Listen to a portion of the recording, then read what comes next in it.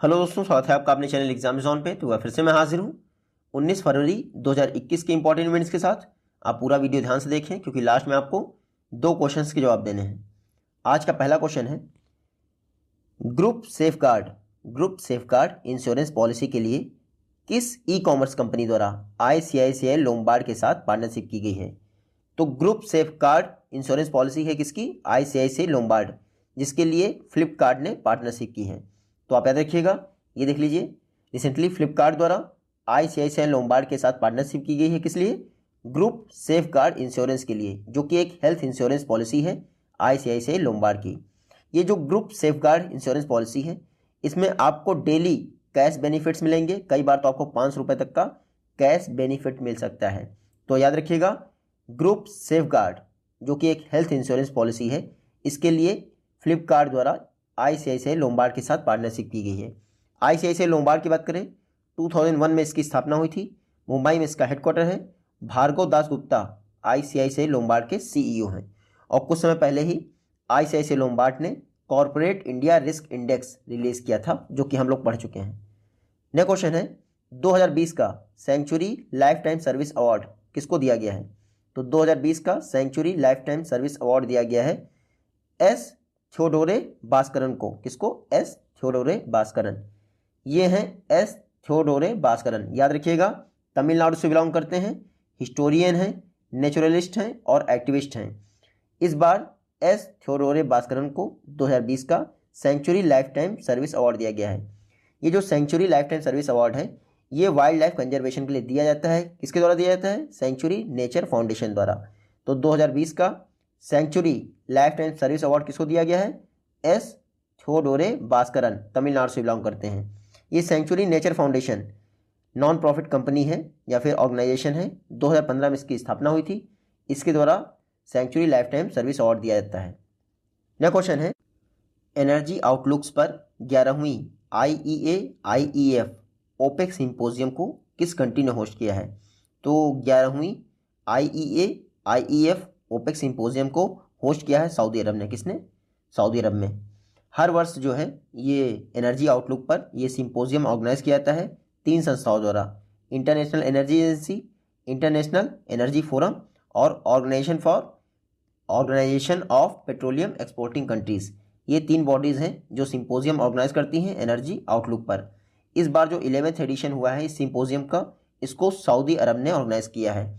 Saudi अरब के जो energy minister हैं प्रिंस अब्दुल अजीज़ बिन सलमान अल सऊद, इन्होंने इस बैठक को होस्ट किया है।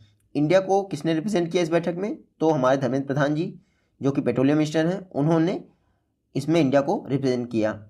ये एक ट्राइलेटरल त्रिपक्षीय सिंपोजियम है जो कि oil production and consumer countries की लॉन्ग टर्म आउटलुक को देखता है। तो रिसेंटली याद रखिएगा, एनर्जी आउटलुक पर 11th एडिशन हुआ है IEA-IEF ओपेक सिंपोजियम का। किसने होस्ट किया है? सऊदी अरब ने होस्ट किया है। हम लोग IEA पढ़ते ही हैं, ओपेक भी पढ़ते हैं, लेकिन IEF बहुत कम पढ़ते हैं। आज IEF पढ़ लेते हैं। इंटरनेशनल एनर्जी फोरम 1991 में स्थापना हुई थी। जब इंडिया में लिबरलाइजेशन हुआ था तभी स्थापना हुई थी। सेक्रेटरीट इसका रियाद सऊदी अरब में है, जहाँ पे ये बैठक ऑर्गेनाइज हुई है। और सेक्रेटरी जनरल कौन है? मिस्टर जोसेफ मैक मुकिंगले, यानी कि जो US से बिलोंग करते हैं। नेक्स्ट क्वेश्चन है, प्राचीन कंचौथ फेस्टिवल क्या है? प्राचीन कंचौथ फेस्टिवल, जो कि नाग कल्चर का एक सिंबल है, प्रतीक है। कंचौथ फेस्टिवल को किस इंडियन स्टेट या फिर UT में ऑब्जर्व किया गया है? तो कंचौथ फेस्टिवल को रिसेंटली जम्मू कश्मीर में, कहाँ पे? जम्मू कश्मीर में मनाया गया है। ये देख लीजिए, रिसेंटली जम्मू कश्मीर में कंचौथ फेस्टिवल को मनाया गया है, जो कि प्राचीन सिंबल है नाग कल्चर का। आपको याद होगा नाग नागिन मूवी सभी लोग देखते हैं, तो उसी का सिंबल है कंचौथ फेस्टिवल। रिसेंटली इसको जम्मू कश्मीर के चिनाब वैली में मनाया गया है। तो लोकल्स हैं जो वहाँ के, वो ऐसा मानते हैं कि गौरी तृतीया एक डे है, यानी कि तिथि है, डेट है, जो कि भगवान शिव और माता पार्वती को समर्पित है। उसी दिन ये कंचौथ फेस्टिवल मनाया जाता है। तो कंचौथ फेस्टिवल जम्मू कश्मीर में मनाया जाता है। जम्मू कश्मीर में 20 डिस्ट्रिक्ट हैं, आपको पता ही होगा, और आर्टिकल 370 स्क्रैप कर दिया गया था। और 31 अक्टूबर 2019 को जम्मू कश्मीर जो है एक यूनियन टेरिटरी बन गया था। वर्तमान में लेफ्टिनेंट गवर्नर कौन है जम्मू कश्मीर के?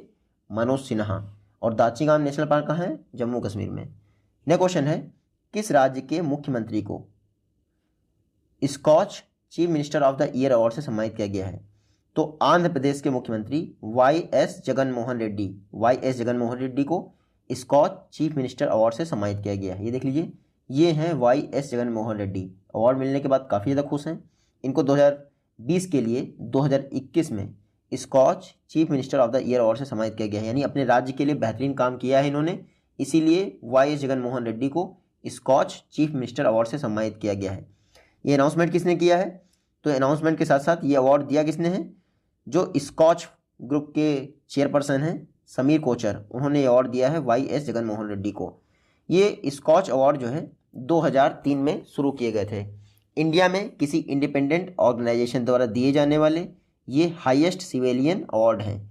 वैसे इंडिया का हाईएस्ट सिविलियन अवार्ड क्या है? भारत रत्न।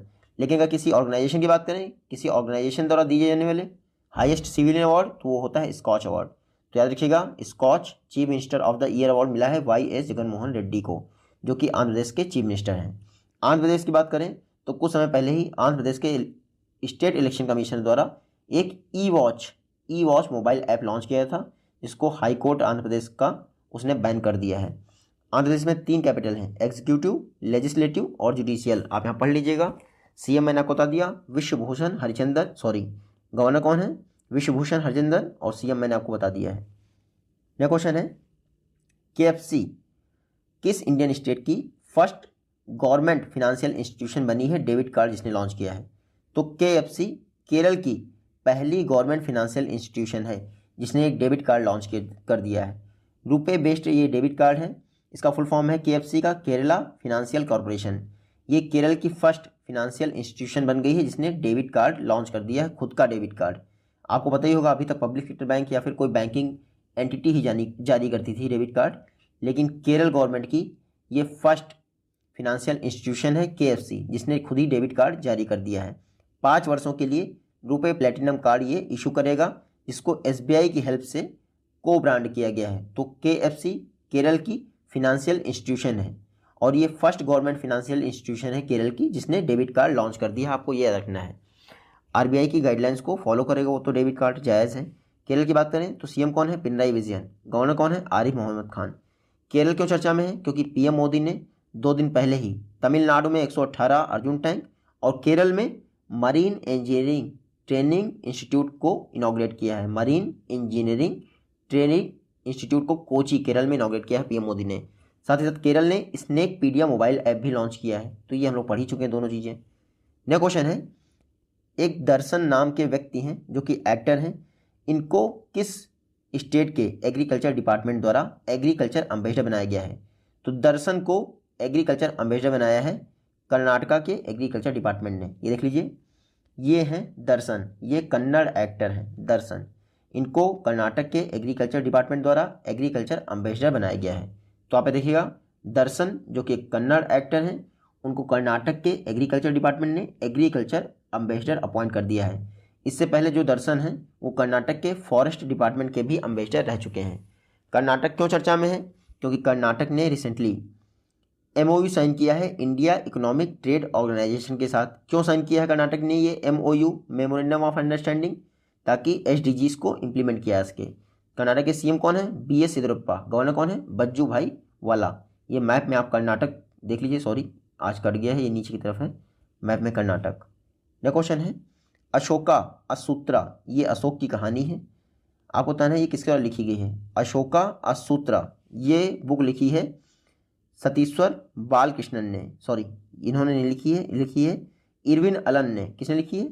Irwin Alan. ये देख लीजिए, ये हैं इरविन अलन, इनके द्वारा अशोका असूत्रा बुक लिखी गई है, जो कि अशोक मौर्य डायनेस्टी के शासक थे अशोक, उनकी जीवनी पर आधारित है। तो आप याद रखिएगा, इरविन एलन सीली द्वारा ये बुक लिखी गई है अशोका असूत्रा। अशोका असूत्रा बुक को पेंगुइन द्वारा पब्लिश किया जाएगा और पेंगुइन ने ये इरविन एलन की आज से 30 वर्ष पहले एक बुक पब्लिश की थी जिसका नाम था द ट्रोटर नामा, जो कि इनकी डेब्यूट नावल थी इरविन एलन की, द ट्रोटर नामा। तो वो भी याद रखिएगा, द ट्रोटर नामा इरविन एलन की डेब्यूट नावल थी। अब 30 सालों बाद इन्हीं की एक बुक है जिसका नाम है अशोका असूत्रा, उस बुक को भी पेंगुइन ही पब्लिश कर रहा है। नेक्स्ट क्वेश्चन है, जीन मिशेल सामा लुकोंडे केंगे, ये पूरा नाम है। हालांकि आप सामा लुकोंडो केंगे याद रखिएगा, सामा लुकोंडे केंगे। ये किस कंट्री के नए प्राइम मिनिस्टर अपॉइंट हुए हैं या फिर बने हैं? तो सामा लुकोंडे केंगे ये बने हैं आपके DR कांगो के नए prime minister, democratic Republic of Congo. इसके नए प्राइम मिनिस्टर बन गए हैं कौन? सामा लुकोंडे केंगे। इनको किन्होंने अपॉइंट किया है? तो फेलिक्स त्सिसेकेदी ने अपॉइंट कर दिया है, जो कि DR कांगो के प्रेसिडेंट हैं। तो फेलिक्स ने अपॉइंट किया है किसको? सामा लुकोंडे केंगे को।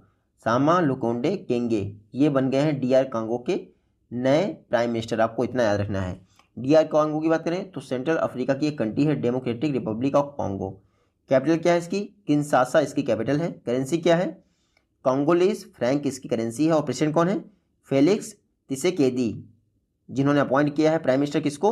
सामा लुकोंडे केंगे को। नेक्स्ट क्वेश्चन है, recently world petro coal congress and world future fuel summit का 11th ज्वाइंट कॉन्फ्रेंस हुई है इंडिया की किस सिटी में? तो 11th ज्वाइंट कॉन्फ्रेंस हुई है world petro coal congress and world future fuel summit की। कहाँ पे? न्यू दिल्ली में हुई है। ये देख लीजिए, नई दिल्ली में world petro coal congress world future fuel summit की 11वीं ज्वाइंट बैठक हुई है। Minister of petroleum and natural gas कौन है? धर्मेंद्र प्रधान। इन्होंने इस बैठक को एड्रेस किया है और बताया क्या है, इंडिया में जो LPG कवरेज है वो पिछले 7 वर्षों में 56 से बढ़कर 99.5% हो गया है। तो ये आप याद रख सकते हैं कि इंडिया में इस समय LPG कवरेज कितना है? 99.5%, जो कि पिछले 7 वर्षों में बढ़ा कितना है? 56 था, अब हो गया 99.5%। तो आप देखिएगा 11th ज्वाइंट कॉन्फ्रेंस हुई है world petro coal congress and world future fuel summit. NITI Aayog और मिनिस्ट्री ऑफ कोल ने इसको स्पॉन्सर किया है। नई दिल्ली में ये ऑर्गेनाइज की गई है। धर्मेंद्र प्रधान जी ने इसको एड्रेस किया है। इसके पहले जो 10वीं वर्ल्ड पेट्रो कोल कांग्रेस हुई थी, ये भी नई दिल्ली में हुई थी 2020 में। उसके बाद लॉकडाउन लग गया था और फिर कुछ नहीं हुआ था। नेक्स्ट क्वेश्चन है, किस कंपनी के द्वारा साइबर सिक्योरिटी पर कोलैबोरेशन के लिए IIT कानपुर के साथ एक MOU साइन किया गया है? तो रिसेंटली HCL टेक्नोलॉजीज ने IIT कानपुर के साथ एक MOU साइन किया है साइबर सिक्योरिटी की फील्ड में कोऑपरेशन करने के लिए। ये देख लीजिए, HCL टेक्नोलॉजीज इन्होंने IIT कानपुर के साथ MOU साइन किया है साइबर सिक्योरिटी की फील्ड में कोऑपरेट करने के लिए। MOU के तहत क्या होगा, जो HCL है वो IIT कानपुर के C3I हब सेंटर का यूज़ करेगी। C3I हब सेंटर जो है ये कानपुर यूनिवर्सिटी का, कानपुर IIT जो है उसका specialised cyber security research centre है C3I हब। इसका यूज़ कौन करेगा? HCL technologies. तो आप देखिएगा HCL टेक्नोलॉजीज़ और IIT कानपुर ने, इन दोनों लोगों ने साइबर सिक्योरिटी की फील्ड में कोऑपरेशन के लिए मेमोरेंडम ऑफ अंडरस्टैंडिंग साइन किया है। HCL टेक्नोलॉजीज़ की बात करें तो 1976 में स्थापना हुई थी। हेडक्वार्टर इसका नोएडा में है और CEO कौन है? C Vijay Kumar. HCL technologies की चेयरपर्सन कौन है? तो रोशनी नडार मल्होत्रा। इन्होंने कुछ ही समय पहले अपॉइंटमेंट लिया है, रोशनी नडार मल्होत्रा। नेक्स्ट क्वेश्चन है, संदेश मोबाइल ऐप जिसको इंडिया का व्हाट्सअप कहा जा रहा है, इसको डेवलप किसने किया है? तो संदेश मोबाइल ऐप को डेवलप किया है NIC, नेशनल इन्फॉर्मेटिक्स सेंटर ने। ये देख लीजिए, नेशनल इन्फॉर्मेटिक्स सेंटर जो कि ministry of electronics and information technology के तहत कार्य करता है, इसने एक मैसेजिंग प्लेटफॉर्म डेवलप किया जिसका नाम है संदेश। तो व्हाट्सएप को रिप्लेस कर देगा और ये गवर्नमेंट का नया गवर्नमेंट इंस्टेंट मैसेजिंग सिस्टम है संदेश। जिम्स प्लेटफॉर्म पे डेवलप किया गया है। तो जिम्स का भी फुल फॉर्म याद रखिएगा। संदेश को डेवलप किया है NIC ने, नेशनल इन्फॉर्मेटिक्स सेंटर, जिन्होंने आरोग्य सेतु को भी डेवलप किया था। नेशनल इन्फॉर्मेटिक्स सेंटर की बात करें 1976 में इसकी स्थापना हुई थी। हेडक्वार्टर न्यू दिल्ली में है और DG कौन है? नीता वर्मा ने ही आपके आरोग्य सेतु को लॉन्च किया था। नेक्स्ट क्वेश्चन है, पी बीम इलेक्ट्रिक, रिसेंटली इन्होंने एक सस्टेनेबल इलेक्ट्रिक 2 व्हीलर लॉन्च किया है। पीमो नाम है इलेक्ट्रिक 2 व्हीलर का। इसको डेवलप किया है पी बीम इलेक्ट्रिक ने। आपको बताना है पी बीम इलेक्ट्रिक किस इंडियन सिटी में लोकेटेड है? तो P beam electric Indian startup है और ये चेन्नई में लोकेटेड है। कहाँ पे? चेन्नई में लोकेटेड है। IIT मद्रास इंक्यूबेटेड स्टार्टअप है पी बीम इलेक्ट्रिक, जिसने 2 व्हीलर डेवलप किया है, इलेक्ट्रिक 2 व्हीलर डेवलप किया है पीमो। ये देख लीजिए, ये है पीमो, इलेक्ट्रिक 2 व्हीलर है। खास बात क्या है, 30,000 के फिक्स रेट में आता है। ये 30,000 की है, ये काफ़ी महंगी पड़ेगी। मैं तो ये कह रहा था सस्ती होगी, लेकिन इस मतलब कि खास बात इसकी ये है कि स्मार्टफोन से भी तेज़ चार्ज होती है। ये पीमो इलेक्ट्रिक टू व्हीलर है और 50 किलोमीटर एक बार में चार्ज होने पर चलती है। तो 30,000 प्राइस थोड़ा महंगा लग रहा है, बाकी सब तो ठीक है। पीमो को डेवलप किसने किया है? पी बीम इलेक्ट्रिक, जो कि इंडिया का एक स्टार्टअप है, आईआईटी मद्रास इनक्यूबेटेड स्टार्टअप है पी बीम इलेक्ट्रिक। इसने पीमो को डेवलप किया है, जो कि इलेक्ट्रिक टू व्हीलर है। आईआईटी मद्रास के विषय में जान लेते हैं। 1959 में स्थापना हुई थी। चेयरमैन कौन है? पवन कुमार गोयनका। और IIT Madras incubated startup P beam electric द्वारा एक इलेक्ट्रिक टू व्हीलर डेवलप की गई है, पीमो। न क्वेश्चन है, 2021 के पहले मिशन के तौर पर इसरो द्वारा एमेजोनिया 1 को लॉन्च किया जाएगा। एमेजोनिया 1 सैटेलाइट आपको बताना है किस कंट्री का सैटेलाइट है। तो नाम से ही आप थोड़ा गेस कर सकते हैं। एमेजोनिया नाम में आ रहा है अमेजोन, तो अमेजोन कहाँ के जंगल है? ब्राज़ील के। तो एमेजोनिया 1 सैटेलाइट है ब्राज़ील का, जिसको इसरो 2021 के पहले मिशन के तौर पर लॉन्च करेगा। पिछले साल तो कोई खास मिशन इसरो के हुए नहीं, कोविड-19 चल रहा था। 2021 में पहला मिशन इसरो लॉन्च करने जा रहा है। एक तो एमेजोनिया 1 सैटेलाइट होगा, उसके साथ साथ 20 अन्य पेलोड्स होंगे, जिनको एक ही रॉकेट से लॉन्च किया जाएगा, PSLV C51। क्या रॉकेट का नाम क्या है? PSLV, polar satellite launch vehicle C51। इसी रॉकेट से एमेजोनिया 1 और अन्य 20 सैटेलाइट लॉन्च किए जाएंगे। एमेजोनिया 1 याद रखिएगा किसका सैटेलाइट है? ब्राज़ील का सैटेलाइट है। इस बार की लॉन्चिंग की खास बात क्या है? ये जो न्यू स्पेस इंडिया लिमिटेड है, इसका फर्स्ट डेडिकेटेड कॉमर्शियल मिशन है एमेजोनिया 1। तो आपको पता ही होगा, न्यू स्पेस इंडिया लिमिटेड ये डिपार्टमेंट ऑफ स्पेस के तहत नई एजेंसी बनाई गई थी। इसका पहला कॉमर्शियल मिशन कौन सा है? एमेजोनिया 1, जिसको इसरो लॉन्च करेगा। और एमेजोनिया 1 सैटेलाइट किसका है? अभी बताया मैंने, ब्राज़ील का है। इसरो के विषय में बहुत पढ़ते हैं, आज पढ़ते हैं न्यू स्पेस इंडिया लिमिटेड के विषय में। तो ये सेंट्रल PSU मान लीजिए आप इसको, 2019 में बनाया गया था। ये इसरो की कॉमर्शियल आर्म है। एक एंट्रिक्स है इसरो की कॉमर्शियल आर्म, और दूसरी है न्यू स्पेस इंडिया लिमिटेड। इसका भी हेडक्वार्टर बेंगलुरु में है, जैसे इसरो का है। हालांकि CMD कौन है न्यू स्पेस इंडिया लिमिटेड के? G नारायणन। इसरो चर्चा में क्यों है? क्योंकि मैप माई इंडिया के साथ इसरो ने पार्टनरशिप की है इंडिजिनस मैपिंग सॉल्यूशन के लिए। तो मैप माई इंडिया में खुद के मैप प्रोवाइड करने के लिए मैप माई इंडिया के साथ इसरो ने पार्टनरशिप की है। और अब एमेजोनिया 1 सैटेलाइट को लॉन्च कर रहा है, जो कि न्यू स्पेस इंडिया लिमिटेड का पहला कॉमर्शियल सैटेलाइट प्रोजेक्ट है। नेक्स्ट क्वेश्चन है, किस टेक जायंट ने अनाउंस किया है कि वो प्लानिंग कर रहा है कि इंडिया में पहली डिवाइस मैन्युफैक्चरिंग लाइन ओपन करेगा? तो अमेजॉन ने अनाउंस किया है कि वो इंडिया में चेन्नई में, आप मान लीजिए चेन्नई में अपनी पहली डिवाइस मैन्युफैक्चरिंग लाइन ओपन करेगा। ये देख लीजिए, अमेजॉन ने अनाउंस किया है कि first manufacturing device in India start करने वाला है वो। और फर्स्ट जो अमेजॉन की मैन्युफैक्चरिंग लाइन है इंडिया में, वो आत्मनिर्भर भारत के मेक इन इंडिया प्रोग्राम को प्रमोट करेगी। ये अमेजॉन तमिलनाडु के चेन्नई में शायद ये मैन्युफैक्चरिंग लाइन स्टार्ट करेगा। और जब स्टार्ट करेगा तो मैं आपको बता दूंगा। ये देखिए चेन्नई लिखा हुआ है पहले से ही। और ये जो मैन्युफैक्चरिंग लाइन होगी, ये क्लाउड नेटवर्क टेक्नोलॉजी से रिलेटेड होगी। और इसके लिए जो फॉक्सकॉन की क्लाउड नेटवर्क टेक्नोलॉजी कंपनी है, उसके साथ ही इन्होंने MOU भी साइन किया है। तो अमेजॉन ने recently Chennai based cloud network technology के साथ MOU साइन किया है, ताकि इंडिया में अपनी पहली मैन्युफैक्चरिंग लाइन को स्टार्ट कर सके। बात करते हैं अमेजॉन की, तो 1994 में स्थापना हुई थी। हेडक्वार्टर इसका वाशिंगटन में है। फाउंडर कौन है? Jeff Bezos. और रिसेंटली जेफ बेजोस ने CEO के तौर पर इसका रेजिग्नेशन दे दिया है। अब वो एग्जीक्यूटिव चेयरमैन हो गए हैं। और CEO कौन बन गए हैं अमेजॉन के? एंडी जैसी, जो कि अमेजॉन वेब सर्विसेज के CEO थे। नेक्स्ट क्वेश्चन है, पुदुचेरी की नई लेफ्टिनेंट गवर्नर का एडिशनल चार्ज किसे दिया गया है? तो आपको पता ही है, किरण बेदी को हटा दिया गया है पुदुचेरी की लेफ्टिनेंट गवर्नर के पद से। अब उनका एडिशनल चार्ज दिया गया है तमिलसाई सौंदरराजन को। ये देख लीजिए, ये हैं तमिलसाई सौंदरराजन। इनको पुदुचेरी की लेफ्टिनेंट गवर्नर का एडिशनल चार्ज दे दिया गया है और किरण बेदी को वहाँ से हटा दिया गया है। तमिलसाई सौंदरराजन तेलंगाना की गवर्नर है, आपको पता ही होगा। अब इनको पुदुचेरी के लेफ्टिनेंट गवर्नर का एडिशनल चार्ज मिल गया है। जैसे आपकी दिल्ली यूनियन टेरिटरी है विधानसभा के साथ, वैसे ही पुदुचेरी भी यूनियन टेरिटरी है विधानसभा के साथ साथ। पुदुचेरी क्यों नहीं उसमें थी? क्योंकि Covid free by Feb 2020 campaign 28 campaign launch किया था। Covid free by Feb 28 campaign Puducherry ने लॉन्च किया था कोविड से मुक्त होने के लिए। पुदुचेरी जब भी पढ़ते हैं तो बड़ा कन्फ्यूजन होता है। इसके 4 डिस्ट्रिक्ट जो हैं वो 4 डिफरेंट प्लेसेस पे हैं। यमन जो है आपका आंध्र प्रदेश में है, और तमिलनाडु में आपका ये पौंडीचेरी है जिसको आप पुदुचेरी के नाम से जानते हैं। फिर माहे और कराईकल ये कहाँ हैं? ये हैं आपके माहे और कराईकल कहाँ हैं?